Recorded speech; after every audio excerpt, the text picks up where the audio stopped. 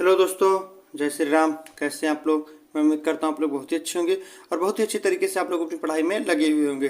तो जैसा कि आप लोगों ने थंबनेल में देखा होगा कि आज हम लोग पढ़ेंगे ट्रिकी वर्णमाला। बिना रटे आपको पूरा चैप्टर याद हो जाएगा। गागर में सागर, एक ही वीडियो में सब कुछ हम लोग कंप्लीट कर लेंगे।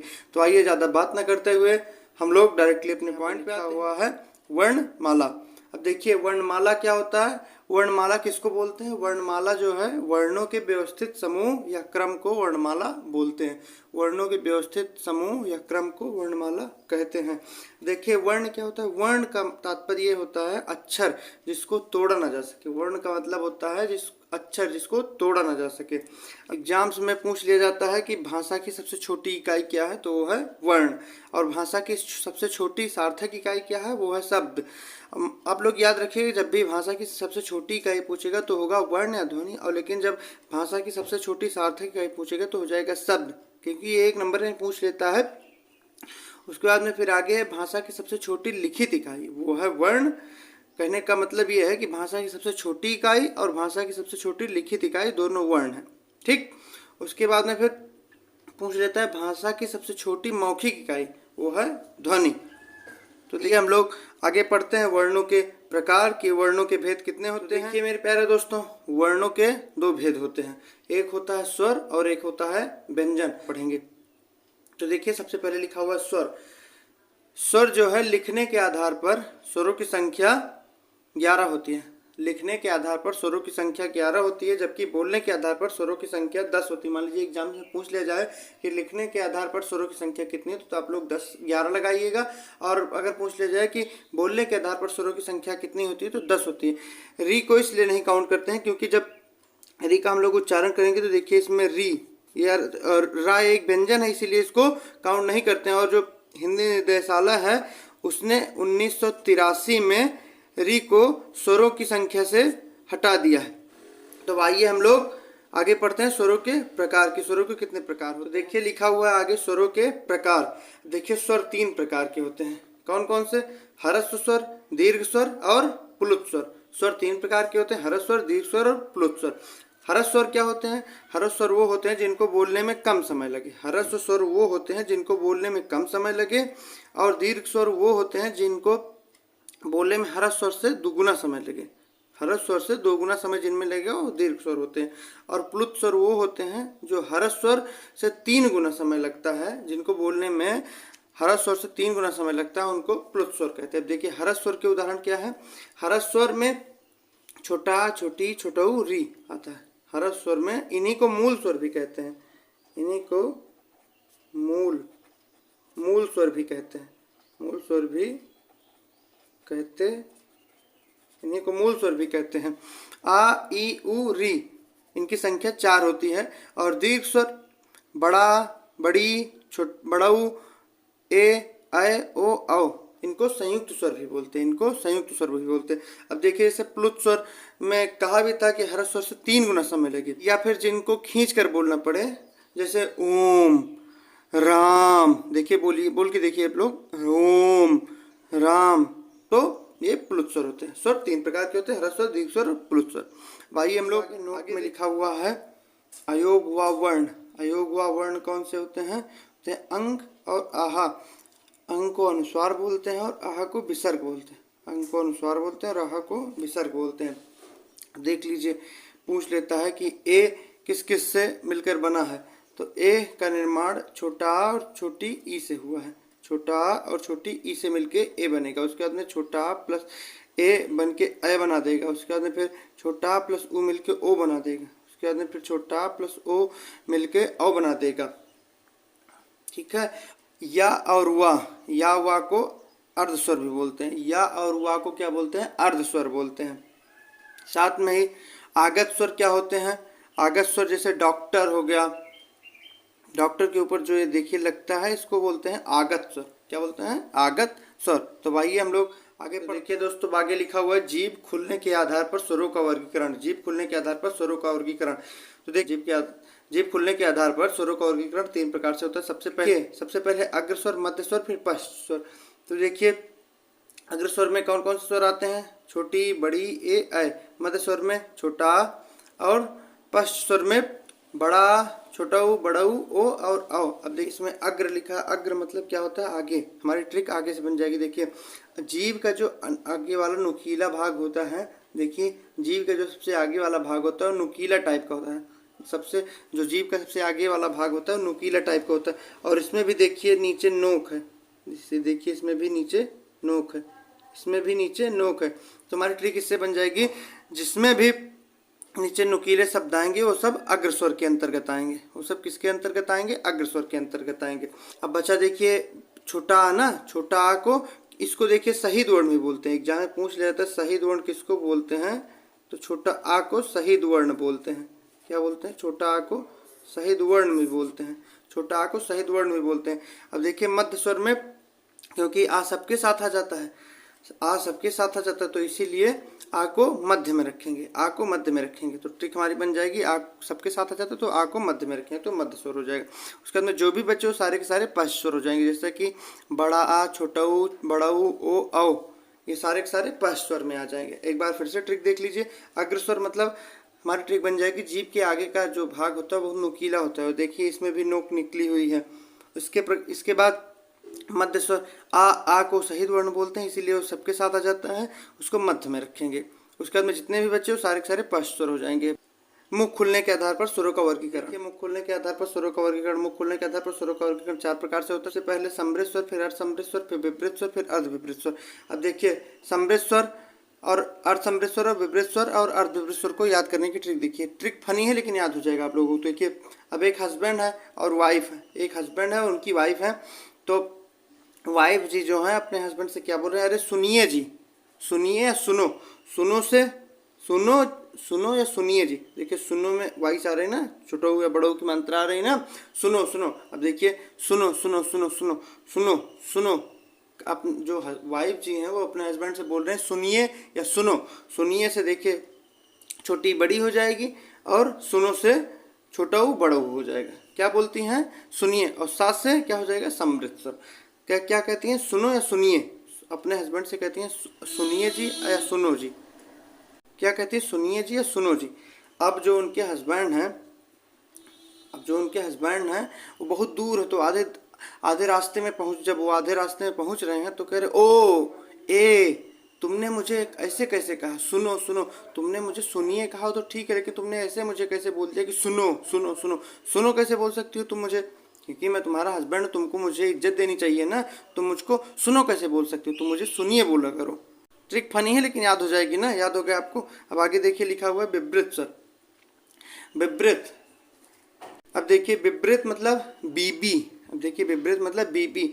अब देखिए बीबी कह रही अच्छा अच्छा आओ आओ, देखिए आओ से बड़ा बन जाएगा, आओ तुम घर, आओ तुम घर।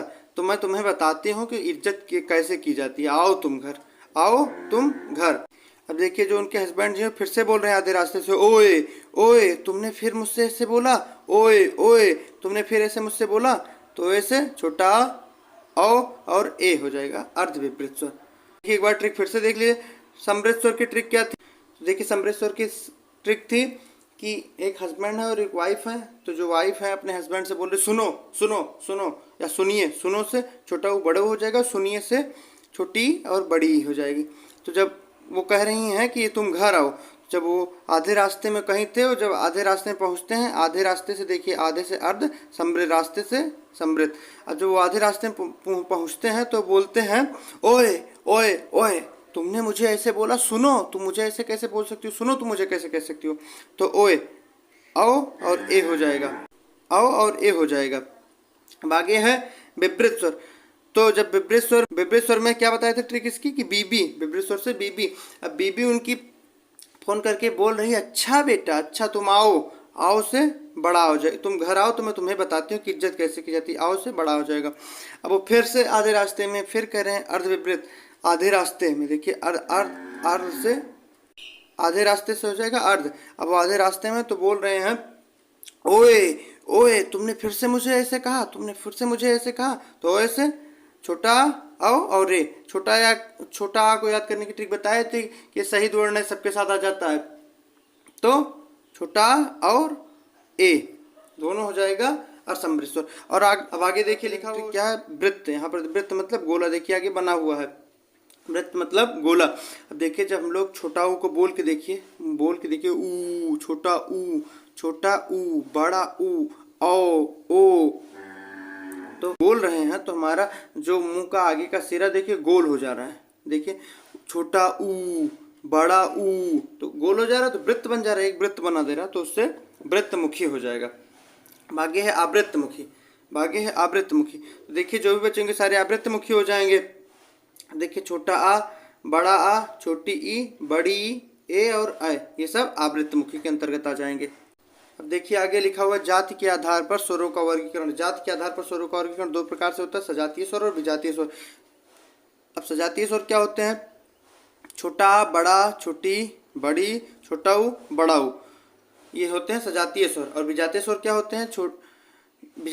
होते हैं, ए, ऐ, ओ, औ, ये होते हैं विजातीय स्वर। देखिए सजातीय मतलब जो एक ही जाति के हों, जो एक ही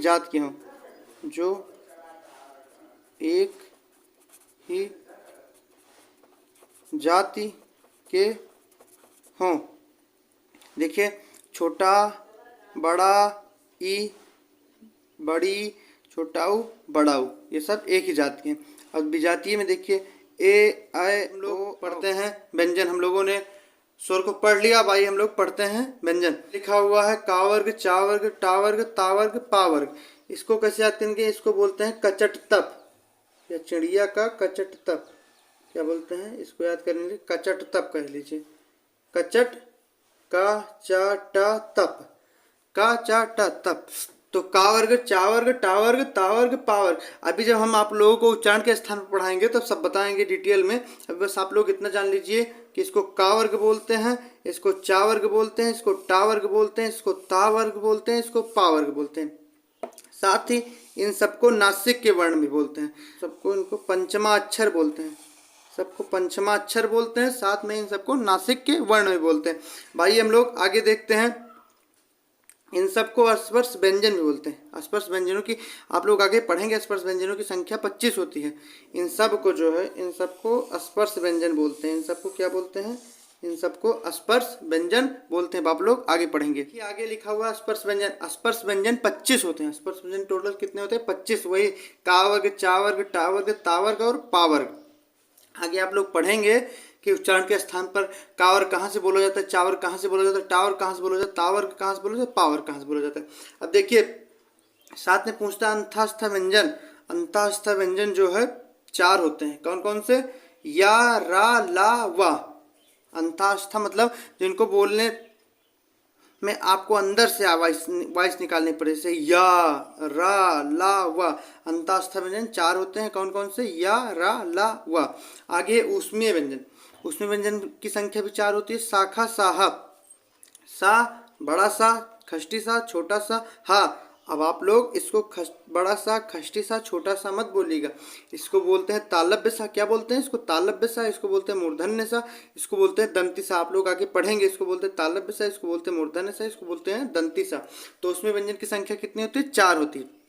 साथ में ही उक्षिप्त व्यंजन, ड़ा और ढा को उक्षिप्त व्यंजन इसलिए बोलते हैं क्योंकि इनसे किसी भी शब्द की शुरुआत नहीं होती।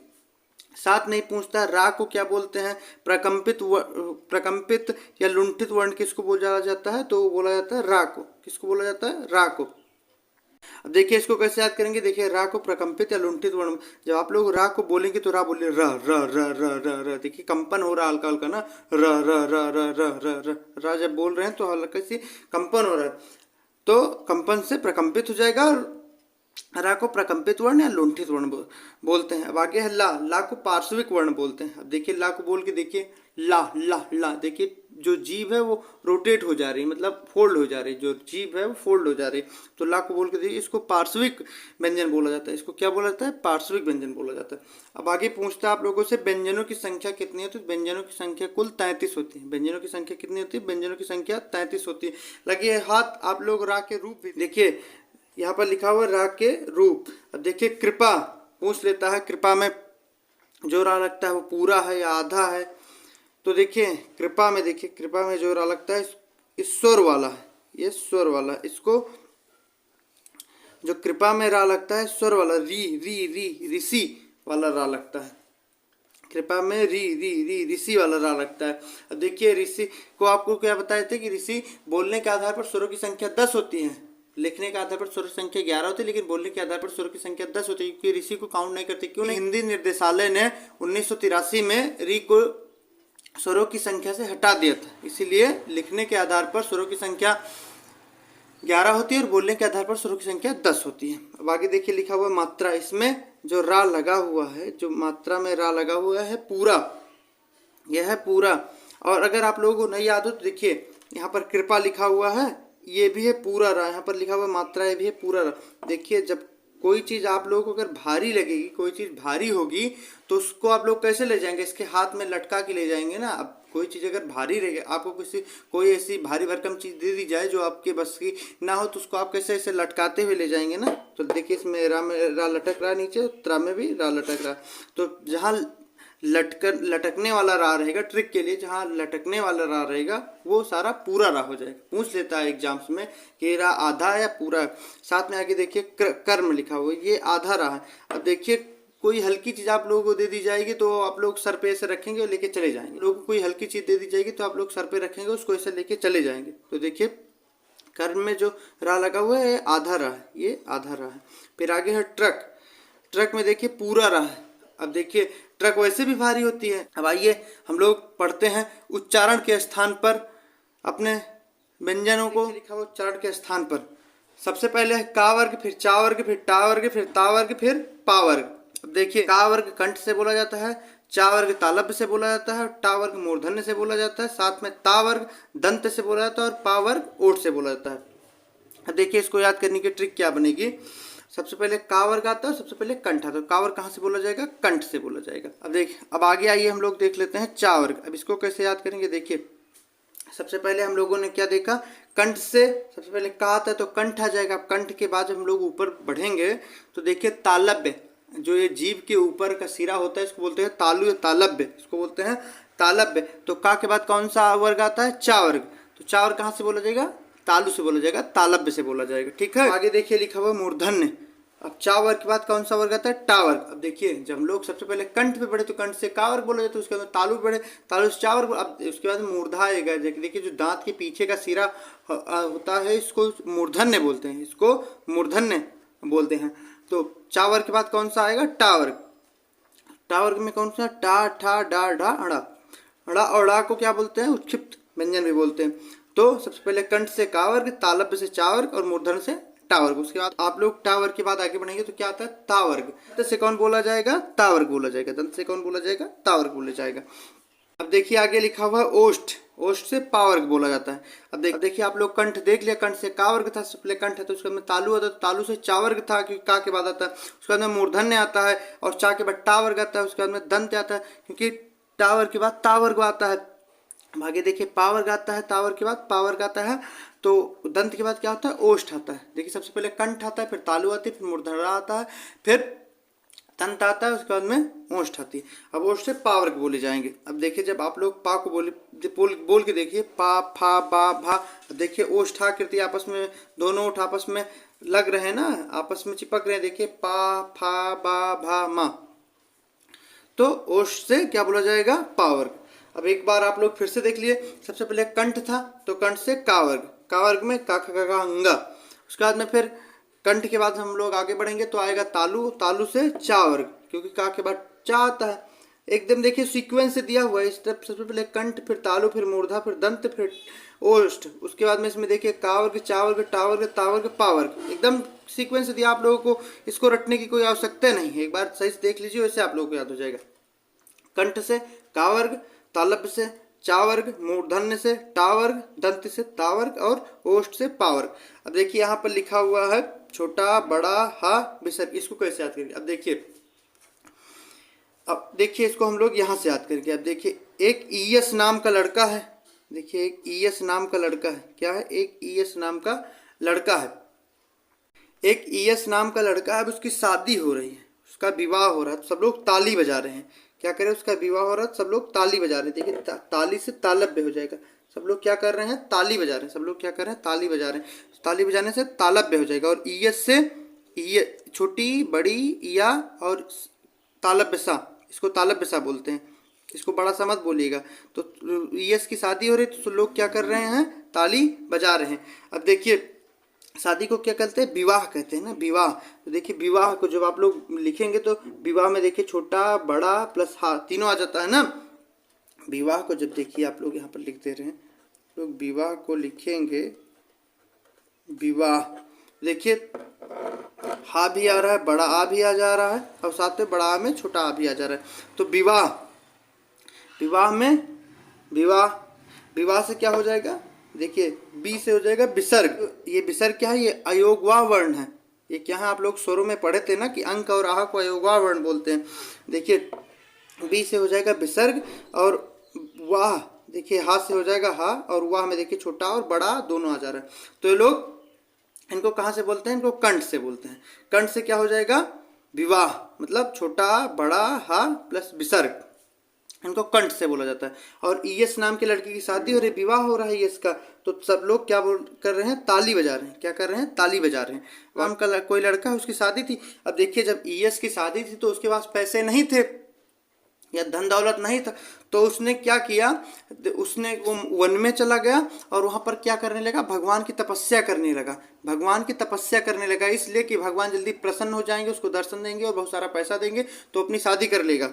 ये ट्रिक बस याद करने के लिए, बाकी आप लोग अन्यथा मत लीजिएगा कि भगवान प्रकट होकर आप लोगों को पैसा दे देंगे। भगवान सिर्फ आप लोगों को कर्म करना पड़ेगा, भगवान उसका साथ देते हैं जो लोग अपना कर्म करते हैं। अब आप लोग ये कह लीजिए कि हम लोग सोते रहेंगे और उसके बाद में सुबह शाम बस भगवान का उठेंगे, पूजा पाठ करेंगे और पढ़ेंगे नहीं, ऐसे हम लोग यूपी पुलिस में सेलेक्ट हो जाएंगे या जिस भी एग्जाम की आप लोग तैयारी कर रहे हैं, तो ऐसा नहीं होता है।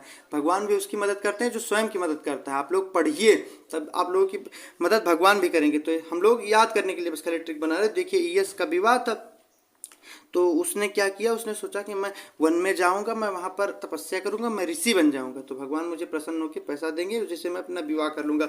देखिए ऋषि, उसने क्या सोचा, मैं वन में जाऊंगा और ऋषि बन जाऊंगा। ऋषि से देखिए ऋषि आ जा रहा है ना, ऋषि, ऋषि बन जाऊंगा। अब देखिए जब कोई लोग ऋषि बन जाते तो उनकी हालत कैसे, उनकी मरने जैसी हालत हो जाती है, मरने जैसी हालत हो जाती है। देखिए मरने जैसी, मरने से मूर्धन्य हो जाएगा। कैसी हालत हो जाती है, मरने जैसी हालत हो जाती है। तो मरने से मूर्धन्य हो जाएगा और ऋषि से री और रा और खष्टिसा या मूर्धन्य, इसको मूर्धन्य सा बोलते हैं। खष्टिसा आप लोग मत बोलिएगा, इसको मूर्धन्य सा बोलिएगा, ठीक है। अब आगे देखिए दंत है, अब आगे देखिए दंत है। अब देखिए ला और सा। अब देखिए जब ईएस नाम का लड़का था, उसका विवाह था, वो सोचा कि वो वन में गया, अब उसकी मरने जैसी हालत हो गई, तो लाश के जैसे हो गया, एकदम दुबला पतला सा, एकदम लाश के जैसा हो गया। कैसा हो गया, लाश के जैसा हो गया, लाश के जैसा हो गया। अब देखिए और उसके बाद में जब लाश के जैसा हो गया तो उसके दांत हवा चलने से भी हिलने लगे, ऐसे होने लगे। जब हवा चली तो उसके दांत अपने आप आपस में बजने लगे, लड़ने, आपस में टकराने लगे, तो दांत से दंत हो जाएगा। और कैसा हो गया, लाश हो गया। कि यस नाम का लड़का था, उसकी शादी हो रही थी, तो लोग क्या कर रहे थे, ताली बजा रहे थे। उसने अपना विवाह करना चाहा, विवाह से देखिए छोटा बड़ा हा प्लस विसर्ग आ जाएगा। विवाह करना चाहा, विवाह करना चाहा, लेकिन उसके पास पैसे नहीं थे, तो उसने क्या सोचा कि मैं वन में जाऊंगा और मैं तपस्या करके ऋषि मुनि बन जाऊंगा और भगवान मुझे प्रसन्न होकर बहुत सारा पैसा दे देंगे जिससे मैं अपनी शादी करूंगा। तो देखिए ऋषि से ऋषि हो जाएगा और जब वो ऋषि बना तो उसकी मरने जैसी हालत हो गई। उसकी जब मरने जैसी हालत हो गई तो देखिए वो लाश जैसा दिखने लगा, लाश जैसा दिखने लगा। तो उसके दांत जो थे आपस में टकराने लगे, जब हवा चले तो दांत उसके आपस में लड़ने लगे, इतना दुबला पतला हो गया। तो दांत से दंती सा हो जाएगा, मतलब दंत, दांत से क्या हो जाएगा, दंत हो जाएगा। तो ला और सा कहाँ से बोले जाते हैं, दंत से बोले जाते हैं। आगे लिखा हुआ है ओष्ठ। अब देखिए ईएस नाम का लड़का था, उसकी शादी हो रही थी, तो वो कह रहा है अरे यार उसकी शादी हो रही, उसकी शादी हो रही, क्या हो रही, उसकी शादी हो रही, उसकी हालत मरने जैसी हो गई थी लेकिन तब भी उसकी शादी हो गई रही है। क्या हो रही है, उसकी शादी हो रही, ओ ऐसे ऐसे कर ला, ओ उसकी शादी हो रही, ओ उसकी शादी हो रही। तो ओ से ओष्ठ हो जाएगा, उसकी से छोटा और बड़ा हो जाएगा। एक बार ट्रिक आप लोग फिर से देख लीजिए। देखिए सबसे पहले क्या आता है, कंठ आता है, तो कंठ से कावर्ग, फिर आता है तालु, उससे हो जाएगा चावर्ग, फिर आता है मूर्धन्य, उससे हो जाएगा टावर्ग, फिर आता है दंत, उससे हो जाएगा तावर्ग, उसके बाद में फिर आता है ओष्ठ, उससे हो जाएगा पावर्ग। और देखिए सीक्वेंस से भी दिया भी हुआ है। देखिए कंठ, फिर तालव्य, फिर मूर्धा, फिर दंत, फिर ओष्ठ। और उसके बाद में का वर्ग, चा वर्ग, टा वर्ग, ता वर्ग, पा वर्ग। अब देखिए यहाँ पर इसको कैसे याद किए थे हम लोग, ईएस नाम का लड़का है, उसका विवाह हो रहा है, ईएस नाम का लड़का उसका विवाह, और सब लोग क्या कर रहे हैं, ताली बजा रहे हैं। तो ताली से तालब हो जाएगा और ईएस से ईएस हो जाएगा, ईएस से छोटी बड़ी और या और सा हो जाएगा, इसको तालब पे सा बोलते हैं। अब देखिए विवाह हो रहा है तो विवाह से क्या हो जाएगा, विवाह में देखिए बी से विसर्ग हो जाएगा, और वाह में देखिए बड़ा का मंत्र और प्लस छोटा आ जा रहा है, उसके बाद में हा से हा हो जाएगा। अब देखिए अब ईएस की शादी हो रही तो उसने, उसके पास पैसे की शादी थी, तो उसके पास पैसे नहीं थे, उसने क्या सोचा, मैं वन में जाऊंगा, मैं तपस्या करूंगा, ऋषि बन जाऊंगा, जिससे भगवान मुझे प्रसन्न होकर बहुत सारा पैसा दे देंगे, मैं अपनी शादी कर लूंगा। तो ऋषि बन जाऊंगा, तो क्या ऋषि देखिए री और रा और जो है मूर्धन्य सा आ जा रहा है, और अब वो वन में तो चला गया, ऋषि तो बन गया, लेकिन उसकी मरने जैसी हालत होगी, उसकी कैसी हालत होगी, उसकी मरने जैसी हालत होगी, तो मरने से मूर्धन्य हो जाएगा। अब देखिए वो उसकी मरने जैसी हालत हुई थी, वो लाश के तरीके दिखने लगा। कैसे दिखने लगा, लाश के तरीके दिखने। तो जब हवा चलती तो उसके दांत आपस में टकराने लगे, दांत से दंत हो जाएगा। बाकी क्या लिखा हुआ है, ओष्ठ। देखिए ईएस उसकी मरने जैसी हालत हो गई, तो सब लोग कह रहे ओ से ओष्ठ हो जाएगा, उसकी शादी हो रही, उसकी ईएस की शादी हो रही, उसकी से छोटा हो और बड़ा हो जाएगा। भाई हम लोग देखते हैं आगे, तालब और कंठोष्ठ और दंतोष्ठ। अब देखिए पूछ लिया जाता है आप लोगों से, एक नंबर में पूछ लिया जाता है कि कंठ तालब कौन से व्यंजन को बोलते हैं, और कंठोष्ठ कौन से व्यंजन को बोलते हैं, और दंतोष्ठ किसको बोलते हैं। देखिए कंठ तालब बोलते हैं ए और अय को। ए और अय का निर्माण किससे होता है, ए का निर्माण किससे होता है, छोटा प्लस ई से ए बनता है, और छोटा प्लस ए से अय बनता है। कंठोष्ठ में देखिए औ और ओ। अब आगे देखिए लिखा हुआ कंठोष्ठ में ओ और अ आता है, ओ और अ आता है। आगे देखिए लिखा हुआ दंतोष्ठ में व आता है। आप लोग इसको याद कर लीजिएगा, कंठ तालब में ए और अ आता है, कंठोष्ठ में ओ और अ आता है, दंतोष्ठ में व आता है। अब आइए हम लोग पढ़ लिया अच्छे से, उसके बाद फिर हम लोगों ने व्यंजन को पढ़ा, व्यंजन के उच्चारण स्थान को पढ़ा। देखिए व्यंजन में स्पर्श व्यंजनों की संख्या 25 होती है। लोग आगे देखते हैं प्राणवायु के आधार पर व्यंजनों के वर्गीकरण या व्यंजन।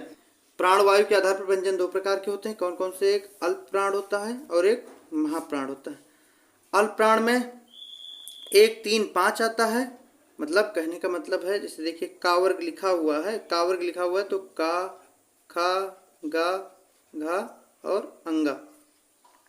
अब देखिए ये है 1, 3, ये है 5, ठीक। अल्प प्राण में पहला, तीसरा और पांचवा वर्ग आता है, साथ में सारे स्वर आते हैं, और महाप्राण में दूसरा और चौथा आता है, साथ में सारे उसमें व्यंजन भी आते हैं, और अल्प प्राण में अंतास्था व्यंजन आते हैं। अंतास्था व्यंजन क्या होते हैं, या, रा, ला, वा, और उसमें व्यंजन क्या होते हैं, तालव्य सा, मूर्धन्य सा, दंती सा, साथ में हा। अब देखिए इसको कैसे याद करेंगे, अल्प प्राण। अब देखिए अल्प मतलब छोटा, कम। अब देखिए जब आप लोग का को बोलेंगे, का देखिए हल्की सी वाइस आ रही है, का। उसके बाद में जब गा को बोलेंगे, गा, अंगा, का, गा, अंगा, का, गा, अंगा।